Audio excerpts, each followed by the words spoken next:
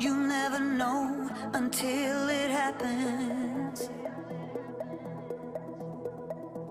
Ain't a thing you see coming a mile away. But suddenly lightning somehow got into the bottle. Now you need to move fast to make it stay. You should hurry to love him now. You should hurry to love him now.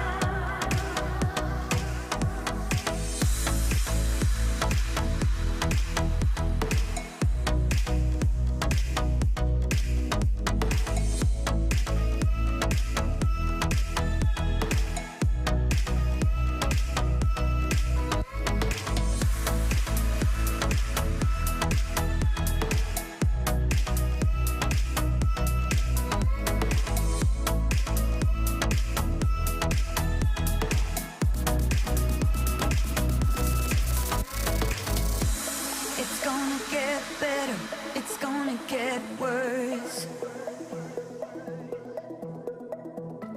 One day is a blessing, but next is a curse.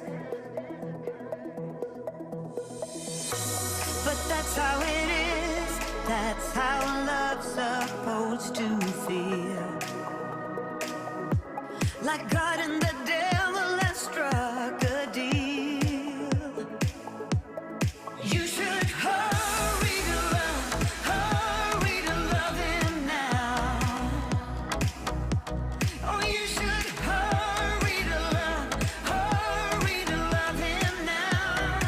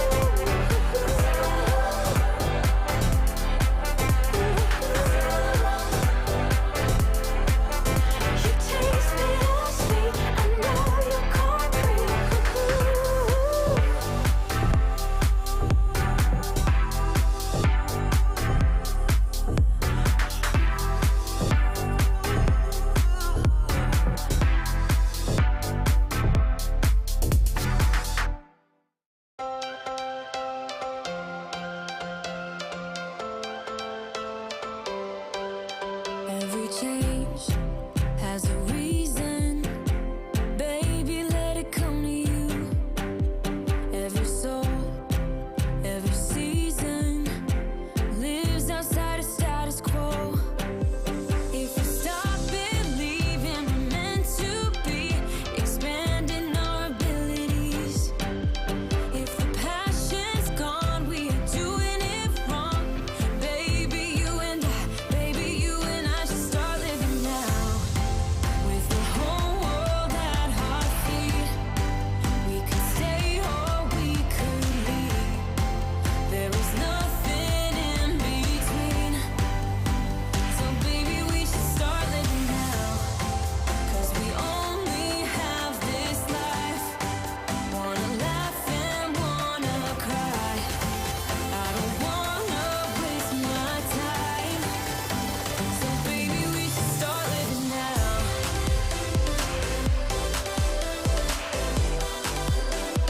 Baby, we should start living now.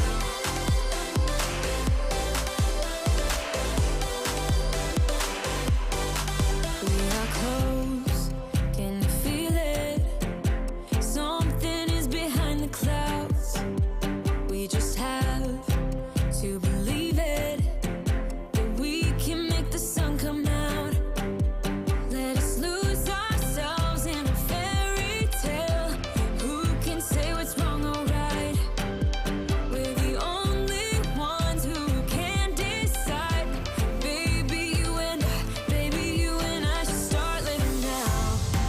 With the whole world at our feet, we could stay or we could leave. There is nothing in between. So baby, we should start living now. 'Cause we only have this life. Wanna laugh and wanna cry. I don't wanna waste my time. So baby, we should start living now.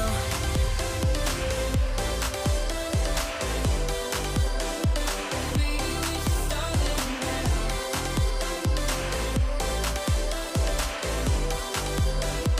Baby, we should start living now.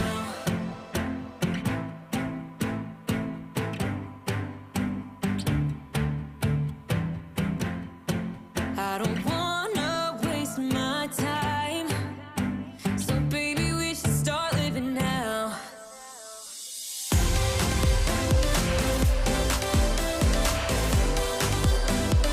Baby, we should start living now.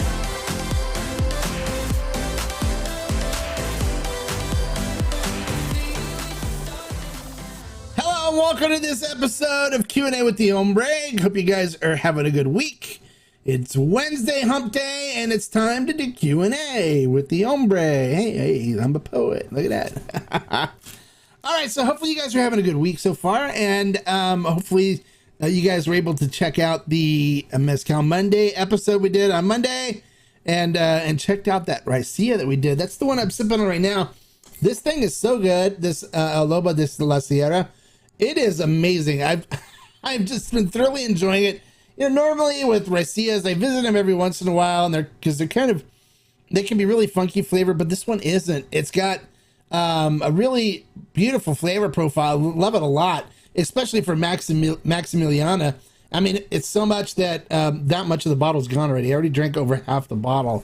It's really good. I enjoy it, you know, having it with a cigar too, and just relaxing and enjoying the flavor profile of this. It's really good. It's it's probably right now my number one Raicilla, the one I enjoy the most, the one I drink the most of. I've got some other small La Venenosas over there that are good, like the Puntas and stuff, but this one, it's the top for me. So hopefully some of you have placed an order and going to try it, because I think once you try it too, you're going to really be impressed with it. So it's really good. So then we're going to just head right into comments and questions and answer your questions. That's what we're here for. It's Q&A. Let me see if there's any other announcements I could think of off the top of my head of things that are happening. No, not really. Nothing. No, I can't really think of anything. What's that? Oh yeah. The El Bujo Mango is due to hit the warehouse, I believe, tomorrow. Pricing and everything will be up on the website when it does. I don't know the pricing right now, so don't ask me because I won't know it until I get it. But it will hit the warehouse tomorrow. I probably should have it up with the web guy probably either tomorrow night or Friday or sometime, hopefully. But when it does hit, we'll get it up. It's big anticipated. Everyone's looking forward to it. It is anticipated every time they do it, and then it disappears really fast because everybody buys it all. So it's going to be really good. I'll have a bottle. I'll do a review. I've ordered, I got a bottle coming for me. And so that should be really good. What else? I've got some other mezcals that have come in for review. So we'll set those up for, following Mondays. I got some tequila reviews to do too. And we're going to have some guests on. So we got some good stuff lined up for you guys. So hopefully you'll be tuning in and checking out the episodes as we move forward. Yesterday, I wasn't able to get a review done. I was working on some stuff that I had to get done, so I didn't get it done. But next week, I will have a tequila review during the week as well. I may have a recorded one that goes up before the end of this week. I'm seeing what I can hammer out and what the distance is and stuff. So that's basically it. Let's go visit in with our subscribers and address their comments and questions, or just say hi to them like Don wants to do. Hey, Don, how you doing? Hey, Jesus, hola, ¿cómo está? Bienvenido, welcome. Edwin, hola, ¿cómo está? Don R, salud, amigo, salud. Todd Gilbert, hola. Edwin wants to know, what is the difference to ferment with or without fibers? It just means that they throw the agave fibers in the fermenter and ferment it with it. Or they can not throw the fibers in the fermenter and not ferment with it. That's the only difference. So it's whether they have the fiber in there or not, is whether it's to ferment with or without fibers. That's all. That's all the difference is. That's it. it's pretty plain and simple, with or without the agave fibers. That's all it is.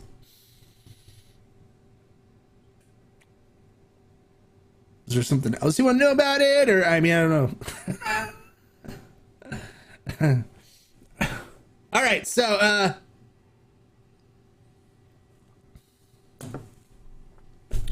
what else do you guys want to talk about? We got all kinds of time here. Let's talk about,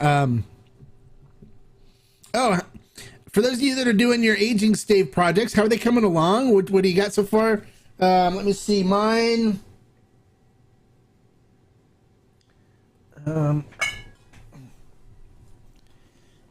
This is a cherry stave that I did, and it's just about, I think, done. It's going to be really good. I think it's going to be really good. So I'm about ready to pull the stave out of this one, but this was a Blanco originally, but it's got a cherry wood stave in it, which I've never done cherry wood before, but it should be good. It should be interesting. I'm looking forward to that one. And then I'm going to start some other aging projects too and get things going. So, oh, you meant for flavoring? It's the same stuff. There's no advantage to fermenting with the fiber without the fiber. It's just sometimes you can get a little more fermentables out of it, and it doesn't change the flavors. Yeah, the fiber is the crushed, exactly. Fiber is crushed agave. It's the agave fibers from when they crush it. But yeah, there's no difference in flavor. It's just a matter of whether you get more fermentables or not from it. That's it. It's just more about yield and about, fermenting the sugars and stuff that may still be in the fiber. What is that? I think he probably meant what's the difference as far as product, the yield, the flavor, etc. Is there much difference? No, there's not much difference. And that's one of the reasons why there's a lot of guys that are like, I don't ferment the fibers or with the fibers in there because it all it does is make a big mess. That's what some producers have told me. They're like, you can ferment with the fibers, you can ferment without it. The only difference, they said, is that it just makes a big mess.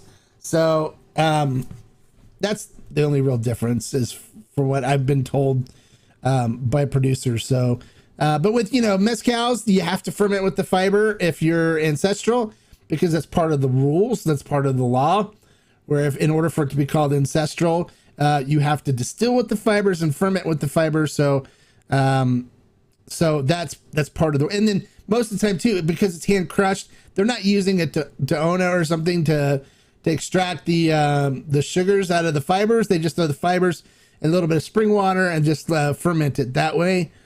So, and then they, by the rules, in order for it to be called an ancestral mezcal, it has to have the fibers in the still, and it's a clay pot still with, or you can use the clay pot with the wooden structure on the side of it, but it has to have the fibers in the pot in the still, as well as it has to be fermented with the fibers. But other than that, all the producers that I've talked to about whether they use a fiber or not, most of the time they say it's just more about fermentables and stuff. It doesn't really alter the flavor in a better way or anything, and they said it just creates a big mess. Siete Leguas uses theirs in the still, and they also use it in the fermenter. So and they like it for their reasons, and some people don't want to deal with it, and some people don't. So I guess it's more of a matter of tradition and preference more than anything these days than it is about whether it actually creates a better flavor profile. Hey, Ruben G, happy Tequila Hump Day to you. Hope you're having a good day. What is this? So Monday I asked, do you think tequila is no longer authentic? A lot of brands are American owned. Like you said, Raicilla is sold in pickup trucks on the street, and also some other mezcals. Authentic is a bad word. It's all tequila is authentic. I don't think it has anything to do about authenticity, because it's all authentic. It's all real. Authenticity is just whether it's real or whether it's fake. It's real. Whether it's owned by an American or not, it doesn't matter. People make a big deal about that. It's still produced in Mexico by tequileros and by Mexicans. All right. So whether an American owns the brand or not, it doesn't matter. Okay. It's still made in Mexico, still made by Mexicans the same way their generations have been doing it and such. It's just an American bought the brand. Who cares? I mean, it's no big deal. People sometimes are like, oh, it's a misappropriation and cultural appropriation. It's not. It's not. It's not. It's still made in Mexico by Mexicans. They're still the ones that are producing it. It still has to be made there. It's just an American owns the brand. Americans paying for it instead of the Mexicans that own the distillery sitting on inventory. Instead, they sell it. They make the money right away. They pay their families. They pay their workers. They pay everybody. And an American owns the brand. That's all. So it's still authentic because it's made the authentic way. It still follows the rules. There's nothing fake about it or anything. Now, do I think it's become more industrialized? Absolutely, yes. I wouldn't call it not authentic, though. I would just say it's more industrialized. It's become blander, definitely, where it's a lot more bland than it used to be because, heating the agave with fire in earthen pits and stuff created a different flavor profile. And so did, fermenting all the time with wild yeast, and not using, steam from industrial boilers as fuel, I think, added a whole different concept of flavor to it. And you can taste that like in the Tequiliana, La Luna Tequiliana Ancestral mezcal that we have. That's like what a tequila would taste like back in the day when it was being produced using earthen pits, and then when it was a vino de mezcal, de tequila versus being a tequila. One of the best tequilas is made by a French lady in Mexico. Yeah, well, yeah, it is a good tequila, and that is true. She is, from France, Sophie Decabec. She made the Calle 23 Criollo.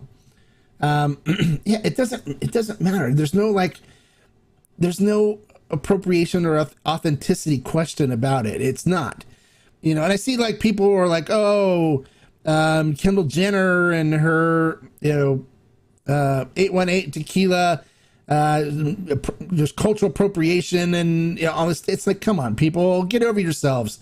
There's no cultural appropriation. A lot of brands are owned by Americans. There's no problem with that. A lot of Mexicans don't want to own all those brands, so they produce brands to be sold to people They want people to buy them because then they're not sitting on inventory. They're making money. They're feeding their families. They're feeding their employees. Everybody's happy. Everybody's happy. So authenticity, tequila is still authentic. Now, does it taste as good as it did? Is it getting blander? Yeah, I think it is getting blander. I think it is getting blander because of the industrialization of it, the using of industrial cookers, the use of industrial boilers for steam. Yeah, it's getting blander. And that's one of the reasons why I'm like, hey, you guys, you know, when you get used to tequila, where you're like, okay, tequila's really good, step outside the box and start exploring mezcal, because it opens your world to a bunch of different flavors that you may enjoy that are what flavors that you would have found in tequila when it was made the old way. You know, there's lots of things that you can explore. A lot of people are afraid of mezcal because, you know, they stepped in and they bought a $20 bottle of Zicaro at Bevmo or something, and it was really super smoky because it's a bad mezcal. It's not one you want to drink. It's one you maybe want to mix to make a smoky margarita, but it is not a good sipper in my opinion. So, you know, stay away from it. But listen to like some of the guidance and stuff that I'm giving you on good mezcals to try to get into the world I call Flavor Town, you know, like from Guy Fieri, and try something with some really robust and bold flavors. Instead of staying in safe harbor of tequila and sticking with what's become more blander flavor profiles. So that's where I'm coming from on this. Was I really like the 1, 2, 3 I received in the mail, got all the expressions, because yeah, 1, 2, 3 is good stuff. Sorry, that is what I meant. Yeah, it's become more industrialized. Absolutely. It's not, I don't think it has anything to do with authenticity, because it's still authentic. I mean, you can make an argument that there's cultural appropriation with 818. She took her millions to Mexico, did a little ad shoot where she dressed up as a Latina and disrespect. Well, you know, you can say people disrespected the culture, but, you know, if you ask anybody in Mexico, hey, do you mind Gringo coming and dressing up wearing a sombrero and a pont? They don't care. They don't care. A lot of times they think it's good. That's cool. Okay, you're wearing the same clothes as us. That's fine. That's not cultural appropriation. Come on. I think people are getting a little too sensitive with this stuff. Let it go. I mean, they're not stealing anything from anybody. I love wearing stuff that I find in Mexico sometimes. I love using their blankets and stuff that I get there. They make some really cool garments and really cool things there. So what, she dressed up, you know? Yeah, she looks kind of Hispanic because she's, what, Middle Eastern or whatever? So what? Get over it. I mean, seriously.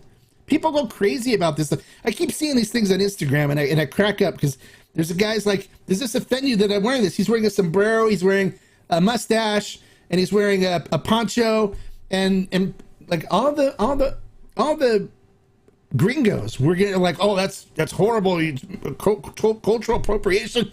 And then he's in Olvera Street here in Los Angeles, which is very Latino, very Hispanic, very huge Mexican population there. And he's asking people, does this offend you? They're like, no, I think it's cool. You know, welcome. It's awesome. It's awesome. And so, you know, I think people get a little crazy about the appropriation thing. They shouldn't. So the argument's not that because she's American. The argument is because she's commodifying Mexican culture without honoring it in any way. Same as, well, you know, she's honoring it by producing a brand and bringing it to the United States. I mean, it's a tequila brand. Whether it's her brand or not, so what? It's a tequila brand. She's honoring the culture that way. She's buying the stuff from the distilleries. The distillery loves her. They love that she's buying all this stuff from them. They had her sign barrels and stuff there. There's, you know, it's no big deal. I mean, seriously, it's no big deal. But by her buying a brand and producing it and paying for it and bringing it to the United States, what better honor can a distillery have to have their product brought and represented by somebody famous that's going to sell lots of it so they can make lots of money off of it. I mean, that would be an honor for me if it was my product.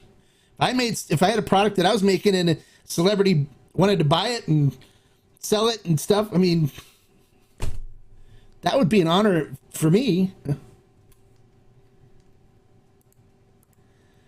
Wearing the Mexican stuff isn't the issue. It's the look at me. I'm passing off as Latina to sell crap product. Well, still, I didn't get her thing as look at me, I'm Latina. I didn't hear her say anything about I'm Latina. I just saw a bunch of people jump on her, and I saw a bunch of Mexican people that came to her that said, lay off of it. Seriously. That's what I saw. I mean, I don't care. For me, it doesn't bother me. It really doesn't. There's people that do that stuff every day. She's got a brand. She's making money. The distillery's making money. Everyone's happy. You don't like what she's doing? Don't buy her product. You're not going to buy it anyway. So who cares? That's the thing, you know? People get so out of sync and outraged over dumb things. Let it go. I'm in Mexico all the time. I hang out with the Mexican people, my friends and stuff. They don't care. I ask them, hey, what do you think about Kendall Jenner? And they're like, hey, we think it's great, amigo. She's buying tequila and she's selling it in the United States. She's making tequila famous. We love it. It's great. It doesn't bother them. It shouldn't bother you. It shouldn't bother them.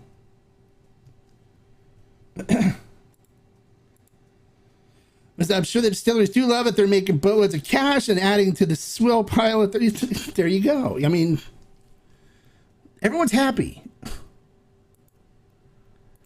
When it zip code, yeah, I know. I live here in Southern California. Exactly. The tequila is not good. Los Angeles, is huge Latin culture here. A huge Latino community. We have Olvera Street, which is, I love going down to Olvera Street and celebrating the Latino culture. We have all kinds of stuff going on here that honors the Mexican and Latino culture, and we love it. We love it. We have a TV station in Los Angeles where it's all Latinos that do the news and stuff on it. I love it. I watch it all the time. It's great. And I love the fact, too, that they mix some Spanish in with English when they do their broadcasts and stuff. And it's great. I love it. I love that this is a cultural melting pot here. And, hey, if she wants to name her Tequila 818 and honor the people that made the tequila that way and bring it to you, so be it. Let her do it.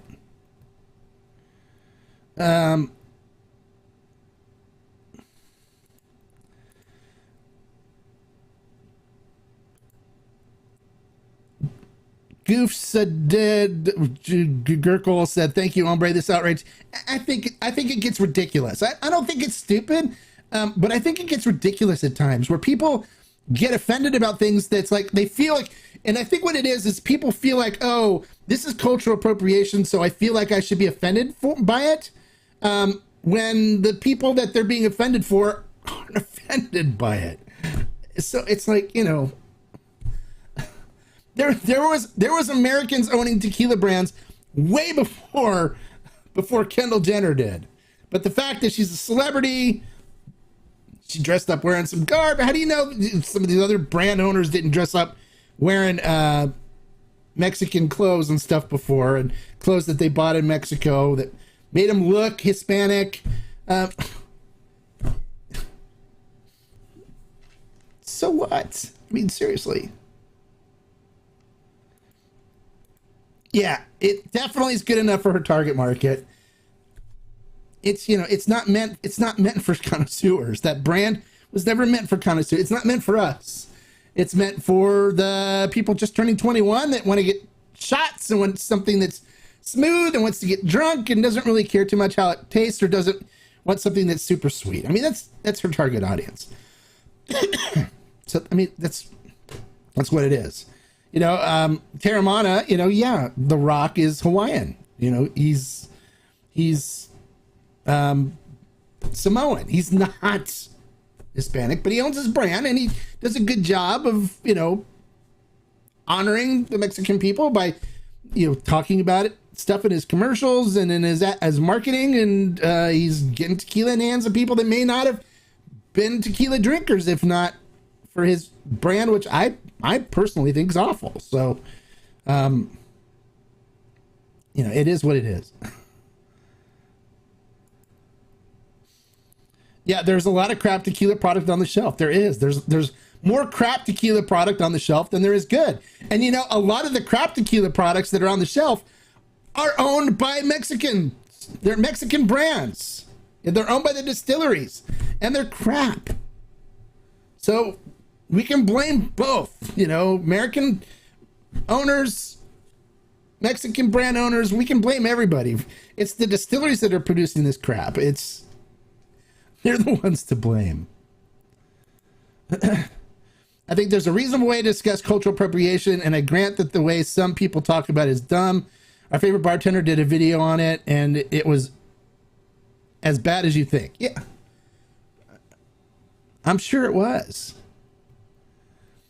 And I think people just need to relax. And we can't get so bent out of shape about things like that. It's having people angry all the time and mad and hateful and stuff doesn't do anybody any good. It really doesn't.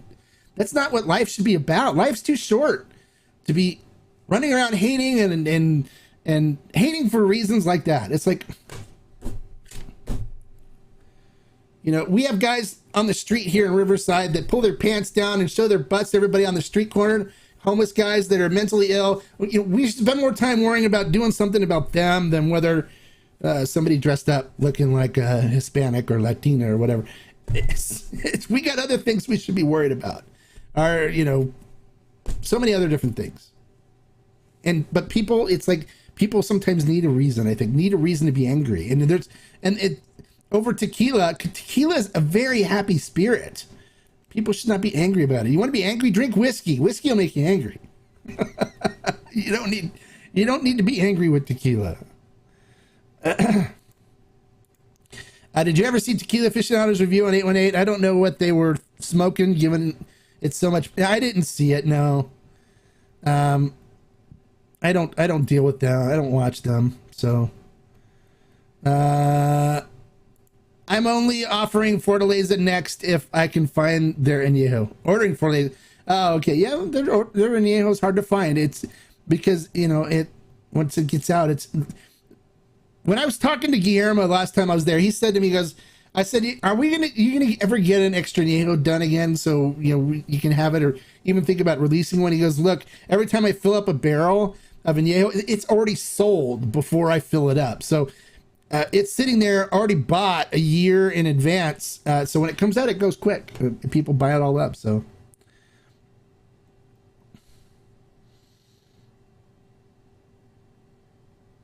what is this? Can we get to good tequila? Because I can't find Fortaleza. Yeah, there's lots of good tequila. You guys watch my reviews. You don't need just Fortaleza. There's lots of good stuff going on right now. Añejo is worth every penny. Well, sure it is. There's other añejos that are better. I like other añejos better than Fortaleza. All right, Tequila Life says, hey, Mark, it's been a while, my friend. I agree. Tequila is the happiest. Yeah, it's a very happy spirit. It's very happy. There's no reason to be angry at people about it. Hey, Tommy Rodriguez, hola. You're welcome. Thank you for watching and commenting. I really do appreciate you guys and your comments and stuff. I normally try to get in and respond to everybody. I have to take care of my members first, too, so I'm trying to address the member stuff on the Discord and the members on YouTube. So I'm trying to take care of everybody. So please, if I don't answer right away, I normally try to respond to all of your comments. And I do appreciate you guys watching and commenting. Even when you say stuff like, don't listen to this guy. What was it? What was the guy? Don't listen to this guy.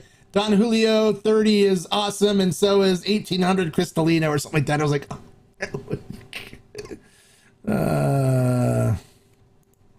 yeah, how can you be? You cannot be angry drinking tequila. Seriously, it's such a happy spirit. Agave spirits in general are a happy spirit. They make you feel happy.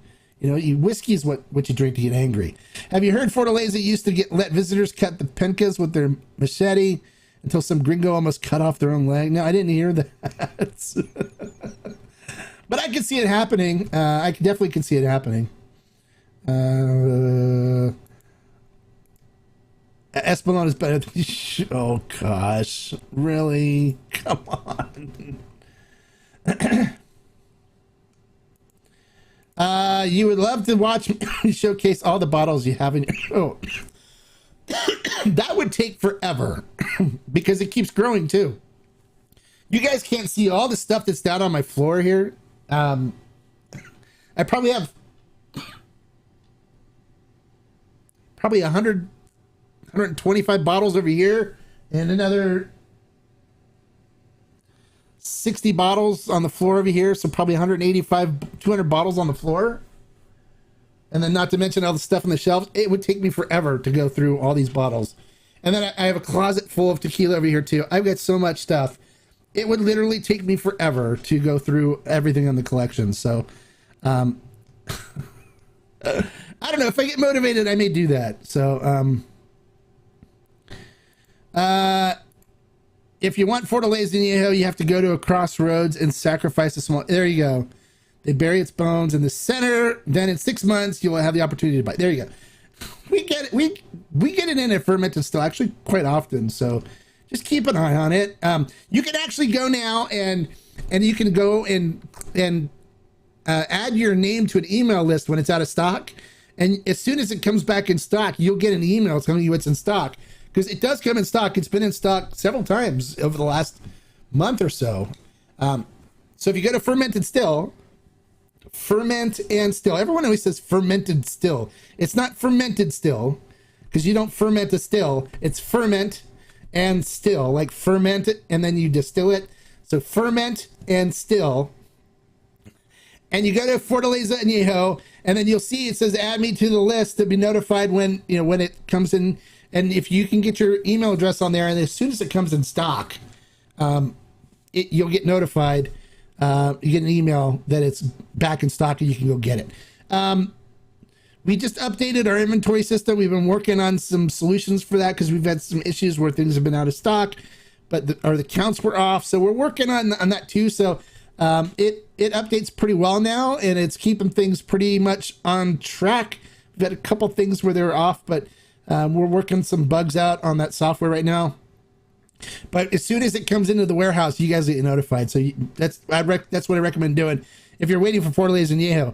If you're looking for good añejos, there's a lot of other good añejos out there. Nuevo Uno Añejo Deep is fantastic. I definitely recommend that one if you haven't tried it, because if you like Fortaleza, that'll knock your socks off. That stuff is so good. There's also Carrera Añejo, which is really good. I really enjoy Carrera, and it's very reasonably priced. The Sangrotena, we've had that for a while. I think there's only 4 bottles of that left, and at $39.99, it's a fantastic añejo. But once those 4 bottles are gone, it's done. You won't find it anymore. What's better than Fortaleza? Yeah, I just told you. Nuevo Uno Deep. Check it out. Nuevo Uno Deep. It's on Fermented Still. We still have it in stock. It is my number one añejo. I like it way better than Fortaleza añejo. Need another cabinet or 2 more. Yes, I can use. If I had room, I definitely would get more shelves. What is my rarest tequila that I have? I'm not feel comfortable in disclosing that, because I've got some rare stuff, but I don't want to let people know what I got. Wait, what one did he say? Well, Nuevo Uno Deep. Here, I'll show you. Here. I was wondering about the añejo, I think, right?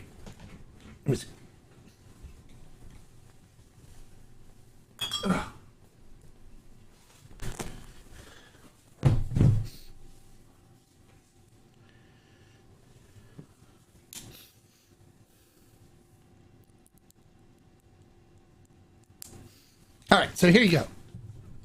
If you guys haven't tried this añejo, okay, it is amazing. It is so good.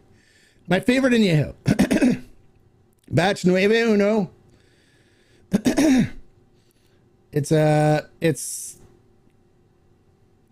organic and kosher. They stopped making it. They're not doing the 2 years anymore. So we bought a lot of stock to stock up on it because the next añejo that they're going to be releasing is just going to be just over a year. It's not going to go 2 years like this one did. This one's fantastic. I always keep at least a case on hand here because I love it. It's great. It's really good. Hey, hola, Gabi Bobby Dell. How are you? Welcome, bienvenido. Glad you can make it, buddy.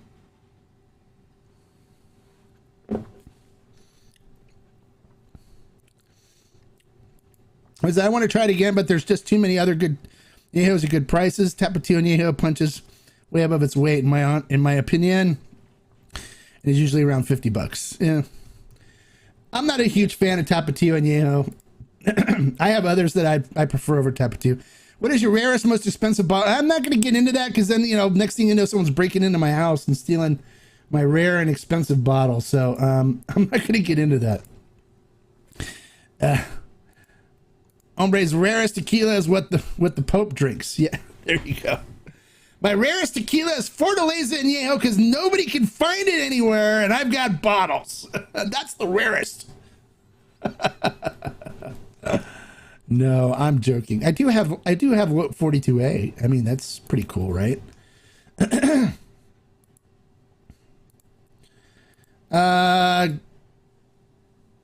Goofs the how is that supposed to be, like Goofs the dog or something?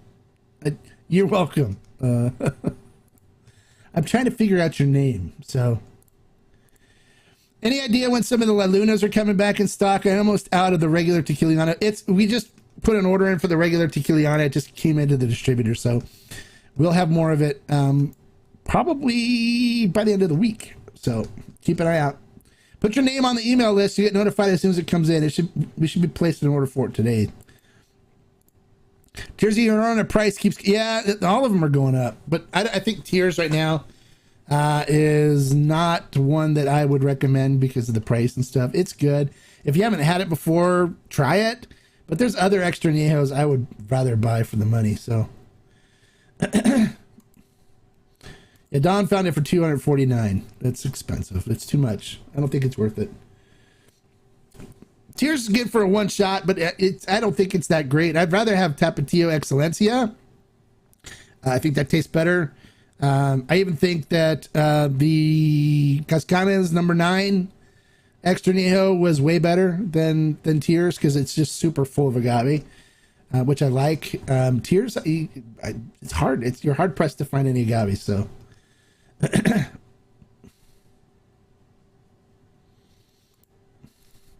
so Tapatio is the first añejo you really loved and got you into trying it. Also, just loved the Tapatio in general. It got me into good tequila lots. Yeah, I'm sure that it's very nostalgic. It's a very old brand, and Carlos does a great job with it. It's a great brand, but as far as it being, a top añejo anymore, I don't think so. I think it's good. I keep the 110 Blanco here. I have all of them. I have the añejo. I have a couple bottles of the añejo. I have a couple bottles of the Repo. It's good. It's a good sipping, enjoyable, everyday average tequila. I mean, for me, it just doesn't stand out as being anything super exceptional. I'd rather do El Tesoro. I think I prefer El Tesoro over Tapatio. I actually prefer Ocho over Tapatio. That's stuff that comes out of La Alteña. I think I prefer those more than I do Tapatio. And there's other brands that are out there that I think are really good that I prefer over them too. And so that's. I normally try to pick up, multiples of the ones that are really good that aren't going to be around anymore, and then and enjoy the ones that I really do like, because sometimes I just don't want to think about something and I just want to grab something that's good and just to have it and not have to think about it, Yeah, Tapatio Excelente is amazing. Yep. I've tried that. I've tried to have 110 half Tapatio.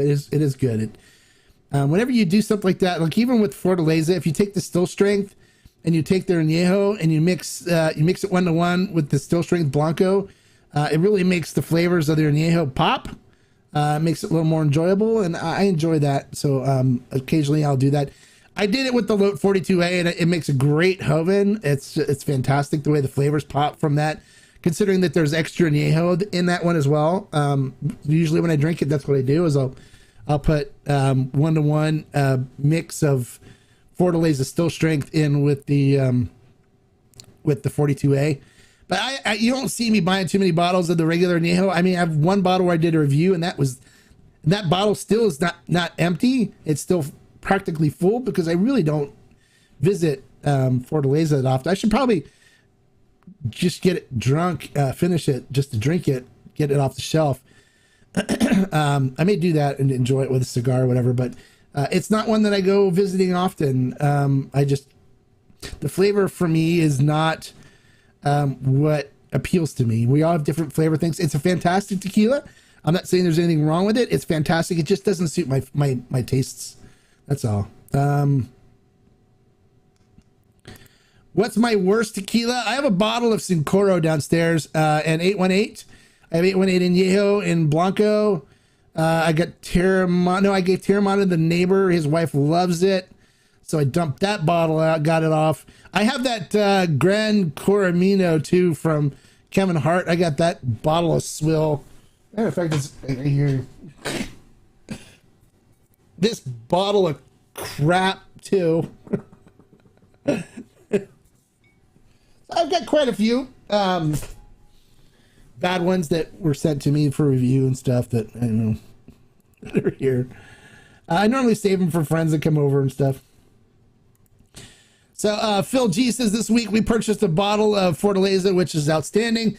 Since the beginning of COVID, we've been blindly drinking Altos, which I just didn't get along with. Yeah, Altos isn't one that you'll see on my shelf. I'm not a big fan of it, so it's not good. Okay, so what's up with Cazadores, Jimador, Hornitos? Are they that bad? I mean, that's what older people used to drink. Well, you have to understand, Jesus, like I'm friends with the Benuelos family. I've been to their distillery and hang out with Don Leon and his son Leon and his other son Guillermo and Max. I know the whole Benuelos family, and they were the ones that made Cazadores, and they don't even drink that stuff anymore. And it's because, big tequila bottom, a big liquor bottom, and they use diffusers with them now. They didn't follow the procedures and the steps that the family was using to maintain the quality. They didn't care. They're just looking for producing as much tequila as they can for as low a price, so they can keep a good price point on it and put it up on the shelf. And it really does. They don't taste good. Jimador and Hornitas are all diffused too. They're made by a big machine called a diffuser, which puts a lot of Mexican people out of work because their labor's not needed anymore. They have a machine that does it for them, and it really just doesn't taste good. It tastes like really bad. That's what it tastes like. So if you well, I won't get into that, but it's really bad. It just doesn't taste good. So yeah, there's a lot of people that are in Mexico that drink bad tequila. Okay, so some people think that because people are Mexican that they know what they're talking about when it comes to tequila. That's not the case. There's a lot of people in Mexico that do shots and like their tequila because it's what their abuelo drank. It's what their father drinks. It's what people have been drinking for generations, even though it's not good. They just take a shot, they make their face, they go, "Ooh, yeah," and then they move on. And that's fine if they want to do that. But just because someone is a Mexican, lives in Mexico, doesn't mean they know what they're talking about when it comes to good tequila. So, but again, if they like that stuff, if they like the stuff that makes their face crunch up and they shake their head after they drink it, then so be it. Let them drink it. It's fine. But it's not good stuff. Yeah. Altos, I'm not a big fan of Altos. So Do you have the juicy details on Salsa Cenobio? Everyone's saying it's Cascaween made. I don't know. I haven't really looked into it. I don't really care. I mean, honestly, I would never buy anything that's Salsa anyways, because why put money into that machine? I just don't believe in doing that. I'd rather put my money into the Camarines pockets, in that machine, and something that supports the Camarinas, or some supports the Banuelos, or supports the Partida family, or the ones that are doing it right, not into Big Liquor's pocket. Tonight we picked up Dolce Vita for cheap margs. It's really good. Picked up some Hombre suggested, and we're very surprised how good it is for the price. By the way, we've binged tons on your videos. Well, thank you. I appreciate that, Phil. I'm glad you enjoy the videos. And yeah, I try to steer you guys towards good stuff. Dolce Vita is not bad. It's not bad as a cocktail mixer. It's not even bad as like a sipper, but it's not great. You want to know something that's really good? If you guys can find it, it's on the shelves and stuff. It's heavily available, but it's actually surprisingly good as a sipper and a mixer, and it's not very expensive. It's called Tanteo, Tanteo. It is really good. Matter of fact, and they make some that are infused with peppers. I think Tanteo. I think that's the name of it. Hold on.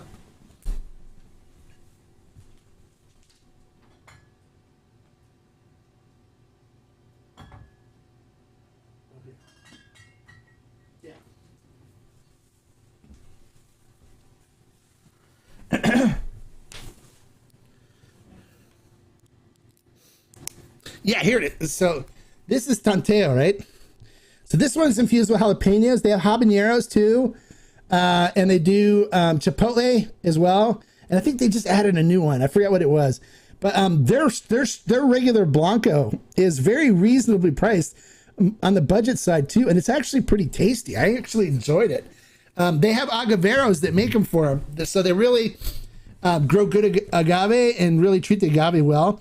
But if you've seen this one in the store, if you're looking for something instead of Dolce Vita, try this Tanteo. And then I had the habanero one, and I took a little sip of it. And literally, it was so good, but it was so like hot that I had beads of sweat coming off my head and stuff. It was crazy. So if you like spicy margaritas or spicy palomas or something like that, these are great for that. They're great for making cocktails with. That'll add a little heat to them, actually quite a bit of heat. Since they use real peppers, they macerated peppers soak them in the tequila, so that's really good. My mom's from Mexico and loves Don Julio. Yeah, ethnicity definitely does not determine exactly.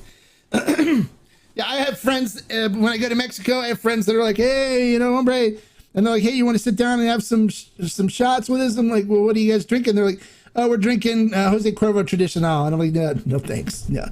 Oh, but my abuelo drank. I understand, but I can't drink that stuff. But they love it, and it's fine. It's like, you guys drink it. I'll sit here and talk to you guys and hang out.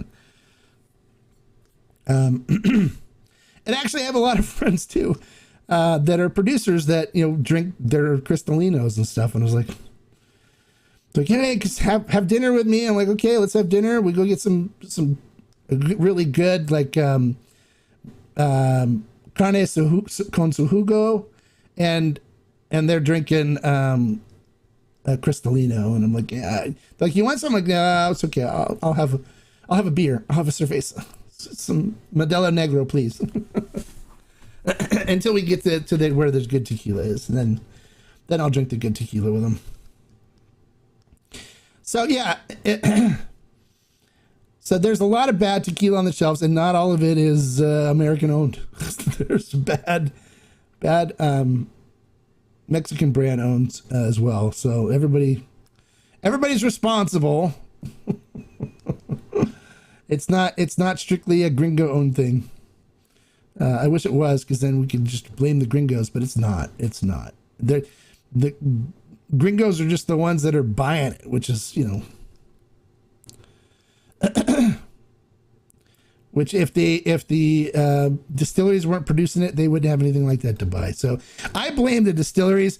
But hey, you know, all the best to them. They're supporting families. They're supporting their families. They're giving people work, you know, and being able to support all kinds of families and communities and stuff. So God bless them, right?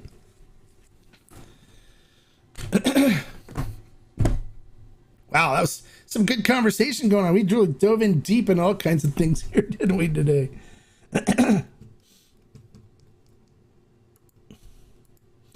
Yes, El Tesoro is a Beam Suntory product, but it is owned or still produced by the Camarinas, and in their contract that it can't be produced anyplace else but by Carlos Camarena and La Alteña. So it can't go to any other distilleries and stuff. So it's it's produced the way his grandfather produced it back in when they first made it. So it's good. Your favorite Gringo tequila is Código 1530. I'm not a Código fan. You watch my review. I did a review on Código. You can see my tastings of it. I am not a fan. Correct. Cristalinas take out a lot of the flavor of the agave. They take out a lot of flavor, period. They just make it, you know, it's funny because people go, oh, I love Cristalinas. I love this Cristalina because it's so smooth. And it's like, well, okay, it's not smooth. It's bland because he took all the flavors and everything out of it. He took all the life out of it. It's practically water flavored agave distillate. I mean, it's like agave vodka. Everything's been stripped out of it because you can't tell carbon filtering only take out the color, leave everything else. It won't listen to you. It just takes everything. That's what carbon filtering is all about. We used to carbon filter my fish tank because it takes all the nasties out. It takes everything out. So they can't control it. So, and then they have to put some flavors back in to make it taste like something. So they use artificial flavorings for that, to make it taste like something instead of it tasting like nothing. But heck, boy, it's smooth and easy to drink, man. You can get trashed all that stuff easily. But you know, personally, I'm not looking to get trashed off of something. I'm looking for Flavor Town. That's why I'm drinking the Raicilla today. You know, this Raicilla is Flavor Town. It's a nonstop train to Flavor Town, and I love this stuff. It's great.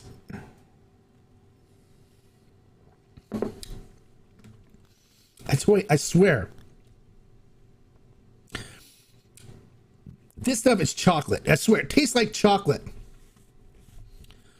And it's not an artificial chocolate or an additive chocolate, but my God, this thing tastes like chocolate. It's got chocolate notes to it, and it's not barrel aged or anything. It's just natural what he got from the Maximiliana. It's amazing. I dare any of you guys to pick a bottle of this and try it, and tell me it doesn't taste like chocolate. I dare you to tell me it doesn't have a chocolate flavor to it. I dare you. It does. And it's so easy to drink. I'm going to be... This bottle will be gone tonight. I'm going to sit with a cigar afterwards. May do a live on Instagram. So if you guys want to join me on Instagram later. Got a birthday coming. Any suggestions on high-end good tequila? Well, sure. What's a good birthday tequila? Let me see. Well, are you a aged tequila drinker, or are you a Blanco tequila drinker, or what kind of tequila do you like? Do you like Blancos? If Blancos, I'd say grab a bottle of that G4 Madeira before it's gone. That stuff's tasty. And we only have, I think, 6 or 7 bottles of it left. And then it's gone. That's a good one. And that's only $69. It's pretty inexpensive. The Mahia Extraña Extrañejo, that's $76.99, I think. And that's a really good Extrañejo. For the price, you can't beat it. You can't find another Extrañejo anywhere near it. That's a really nice one, too. But if you want to spend some bank on something a little more expensive, I'd pick up maybe the Diablito from 123 Organic Tequila. That one's really good. It's pricey now. It's some price hikes on it. Or Tapatio Excelencia if you can find it. That's a great one. Extra Neo. There's some good ones. Look through my videos and see if there's anything that really suits your flavor profile and pick something from there. Okay, Diana? I like tequila for the taste too. You're going back to look for tequila. Okay, good. You're welcome. Let me know what you think. It's a really good Blanco. And then the pepper infused stuff is really interesting. I really like it. I had the Chipotle's gone, but we'll make spicy margaritas or stuff with it. Or what you do too is you can use some watermelon and use the spicy pepper Blanco with it. It makes a really interesting watermelon cocktail. It's really good. Is El Tequileño, not the fancy one, any good? There's one that is not that expensive. There's a Blanco that's mixto, and yeah, it's good. For mixto, it's one of the only mixtos I'll drink. It's very good, and it's very inexpensive. It's like $20. Very good. But it is a mixto, which means it's 70% agave, 30% this Mexican brown sugar. It's really good though. San Matias Gran Reserva is the same way in Mexico. The Mexican version is 70% agave, 30% brown Mexican cane sugar as well. So it's they're both the only two mixtos that I will drink that are made today. But you can't go wrong with anything. El Tequileño is good. Ruben says, like, wow, I came in late. Hola, Ruben. Glad you can make it, buddy. Bienvenido. Welcome. Ray Saul, all the way. Yes. Oh, you made me do this. You made me. Oh, yeah, baby. Ray Saul. Now you're talking, man. Edwin, man, she makes me want to sing. Oh, yeah. Ray Saul. Ray Saul's my boo. I just want to take Ray Saul. I want to hold her in my hands and smell that sweet French oak. Just sing it to me, baby. Oh, yeah, that stuff's makes me want to sing. Oh, yeah. Love that Ray Saul. Can never go wrong with Ray Saul. I've enjoyed Siete Leguas lately. It's good mid-price tequila, especially in a state-controlled like North Carolina. Absolutely. There's nothing wrong with Siete Leguas. Siete Leguas is good. Everything they do is good. Their Añejo is my favorite from their line. I enjoy the Añejo the most.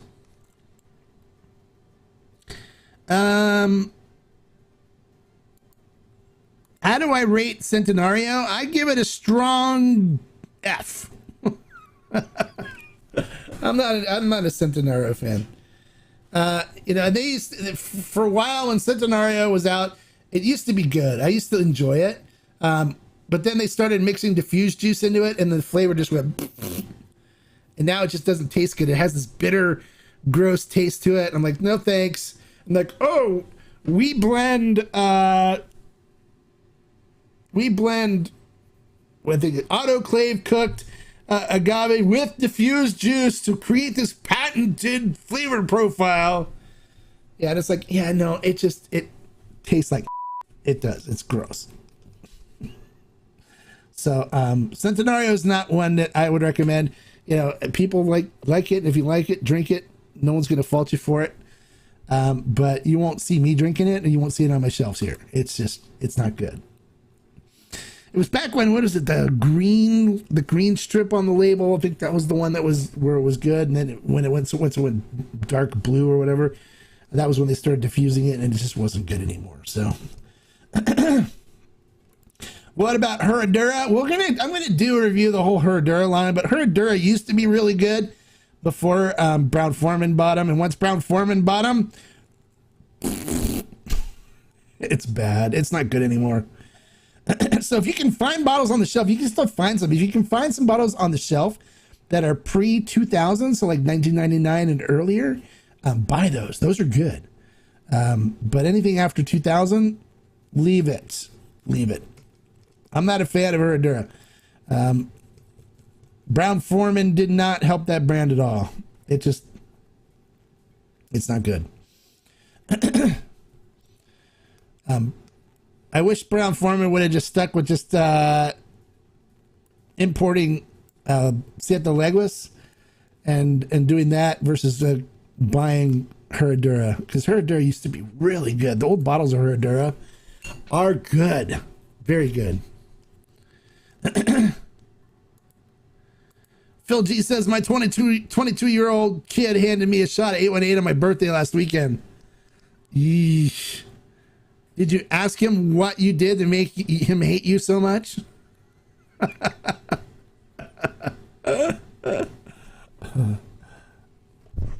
Son, did I do something that makes you hate me this much? What did I do? What did I do to you? I raised you, son. I paid for your school. I bought you clothes. When you wanted a football or bicycle, I bought it for you. And this is the way you say thanks? What did I do?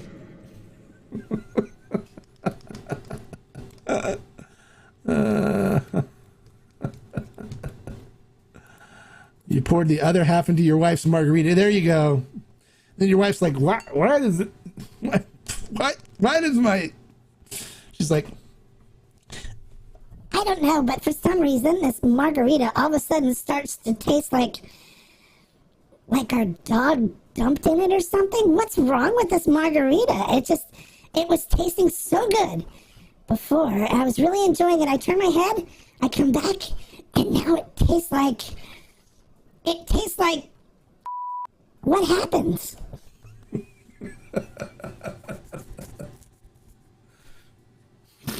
I don't know. There you go. Poor wife. She's like, oof.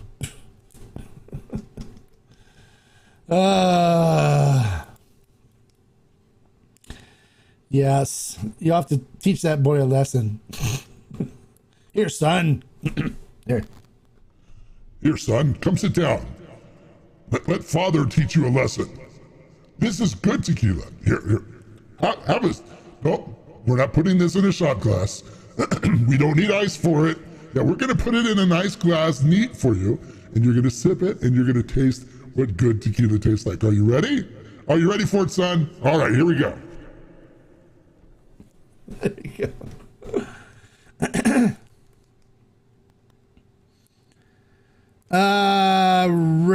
Recommendations on organic, sustainable tequilas. I want to support responsible distillers. Oh, they're all pretty much responsible these days. Tequila's very sustainable. If you want organic, I would recommend Nuevo Uno's organic. You can also go with 123 Organic. They're very good, organic and kosher. Very good tequilas. The 123, the 123s, 1 Blanco, 2 Repo, and 3 Añejo are all really good. So I recommend those. So go crazy and let me know what you think, all right? And they're very responsible distillers, and the owner respects the agave a lot. He's my friend David Ravandi. He's loves agave and loves Mexico and loves the culture and loves everything, and he's really does a great job with that line. And if you haven't tried his El Luchador line yet, that's phenomenal. The El Luchador stuff, I recommend trying that, grabbing that. It's amazing. Their Repo probably is like my number one Repo right now. I drink more of that Repo than any other Repo. It's phenomenal. And their Añejo's due to come out this month. They're sending me a bottle, so I'll do a review of it and let you guys know. But their Añejo's coming out, and I'm really looking forward to that because the Añejo's going to be great. So, Phil. My thoughts on Maestro Doble. My thoughts are, I try not to think about it. Stay away from Maestro Doble. It is not good. It is not good. It is mass-produced, not good quality tequila. It's not something you'll see on my shelves. I agree. 123 is great. It's phenomenal, and I think everybody will enjoy it when they tries it.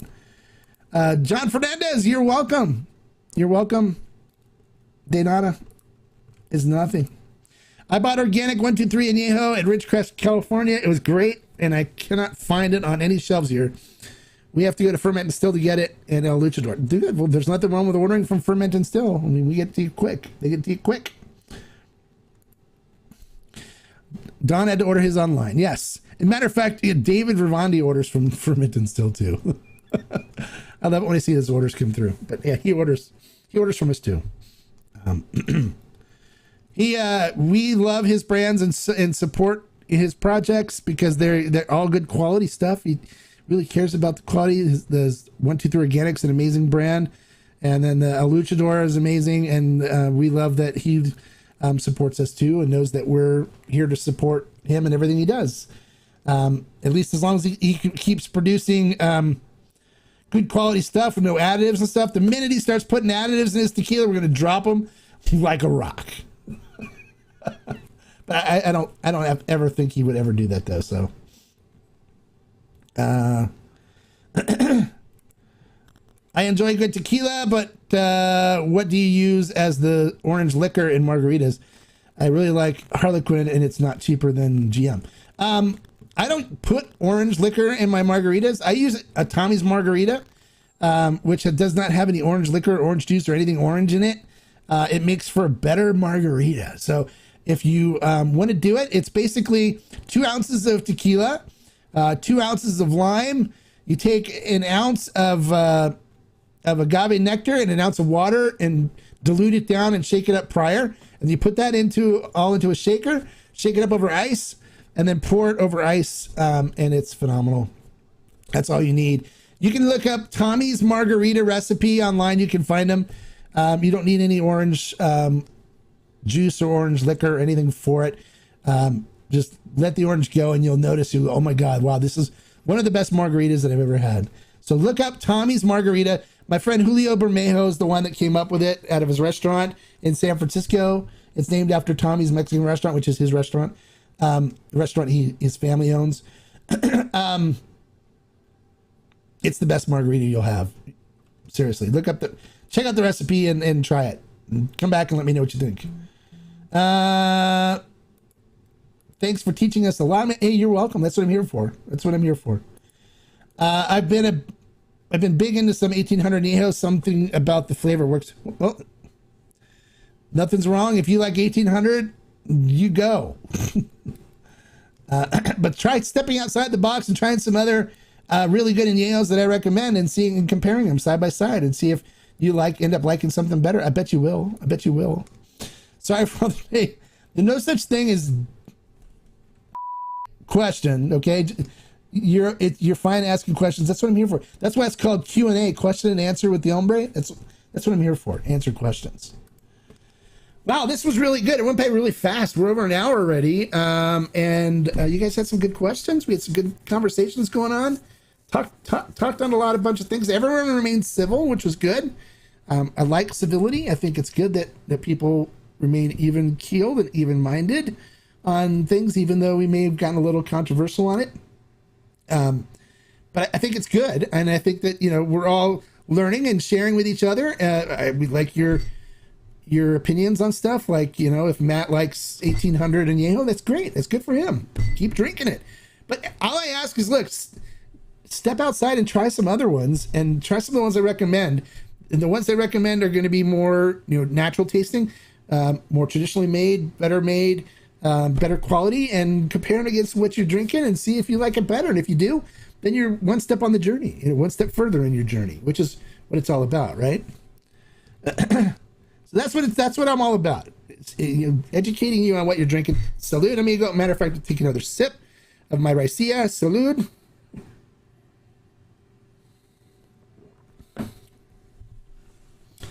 So this is all just mine, or just my crazy man's opinion. I have a lot of experience drinking tequila. A lot of experience drinking tequila with some of the best tequila people in the world. I've learned a lot. I'm sharing my knowledge with you guys, which I'm more than happy to do. All this knowledge just didn't, show up in my brain. I learned it from a lot of really good people that shared it with me, that are industry folks, people in Mexico. I go to Mexico often and learn from the producers and learn from people with different brands and stuff. And so I've got lots of experience. Any cheap tequila that is better than others that expensive? Yeah, there's a bunch that are inexpensive stuff that's really good, and you can go look at my budget tequila episodes on the Tequila Hombre. You'll find a bunch of them, and they're readily available. You can find them in a lot of places, or you can order them off of Ferment and Still, which is the site that I work with. I curate all the stuff on there, so there won't be any bad tequila on there. Nothing with additives, nothing diffused. All good quality. And we just added, matter of fact, we just added a bunch of mezcals. So those of you that are getting into mezcals, jump in and check out some of the new mezcals we've added on there. We're expanding mezcal selection quite a bit. So we're going to have a really good selection. Not that we don't have one right now, but it's growing. So check it out. So,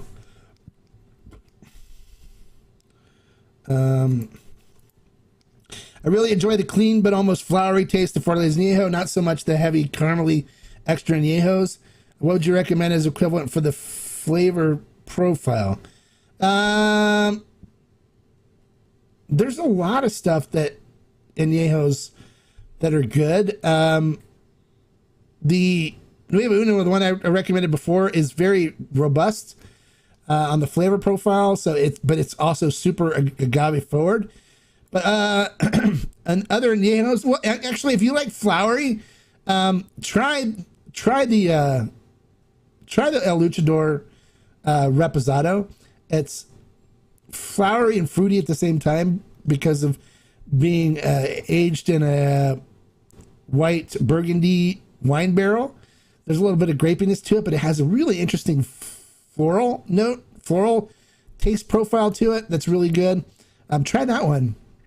That's really good. Let me see what other some añejos that might fit in. See, I find Fortaleza to have vanilla and caramel and stuff to it. But I'm trying to think of stuff that's, well, G4 is always good as a añejo. Even El Tesoro añejo is really good. It's there's a bunch of stuff that's, just go look at my añejo videos. I have like 2 añejo videos, one with 9, one with 7, so like 16 different añejo options. Go check those out and see which ones sound like they're a good fit for what you're looking for.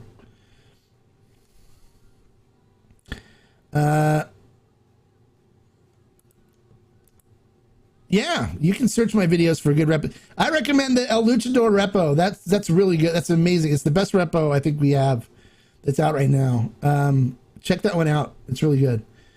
You have 1942 you're saving. Well, don't save it. Dump it out. Get rid of it. It's not good.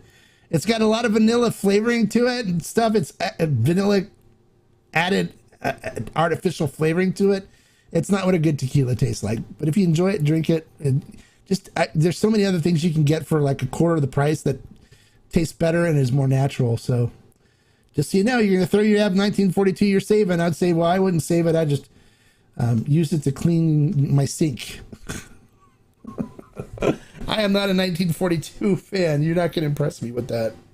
It's not good. That and Clase Azul. Ugh, yuck. Most expensive garbage there is, I think. It's horrible. All right, guys, I think I'm going to wrap it up. It's getting to be about cigar 30 for me. So thank you guys for coming and checking in. And I hope you enjoyed this episode of Q&A with the Hombre. I'll be back. I'll try to get a recorded review. What is this? Are you trying Sotel? What do you think? How does it compare with tequila? Soto's good. I have some reviews of some Sotols and I talk about them. So look at the videos for Sotols. It's Sotol, Sotol. I've got some ones that I've reviewed. They're good. So check them out. Check out the videos. Search the channel for Sotol. You'll like it. You like a sweeter taste, almost fruity, then grab the El Luchador Repo. You'll like that one. You'll like it a lot. That was phenomenal. All right, guys, I'm going to head off now. We're an hour and 15 minutes into it. Glad you guys could tune in and hope you enjoyed it. And I'll try to get a recorded review up, if not by the end of the week, this weekend sometime for you guys. And then we'll see you on Monday for the Mezcal Monday. Hopefully you guys come in. Even if you think you don't like Mezcal, come watch. Come learn. It's the worst that'll happen is you'll learn and you'll see me review a new Mezcal and talk about the flavors of it. And then we'll be back next Wednesday for Q&A too. And then Tuesday, we'll try to get another review in. We'll have all kinds of great content for you guys. So make sure you tune in for that. If you're on Instagram, we're going to put some Instagram videos on. We'll try to do an Instagram live as well. So make sure you follow me on Instagram. If you're new to the channel and you're not subscribed, make sure you click that subscribe button and click the notification bell next to it. We got all kinds of tequila stuff we'll talk about all the time. And give me a like for the information I shared as well. We got 27 people on right now, 15 likes. Come on, guys. Click that thumbs up button. Give me a like for spending all my time here talking to you guys and helping you out with your questions and helping you find good quality tequila. And until next time, like I always say, life is too short to drink bad tequila or raicilla. So grab something that's on the channel that I talk about that I like, and you'll be in good shape. Like this raicilla from El Lobo de la Sierra. All right, guys. Salud.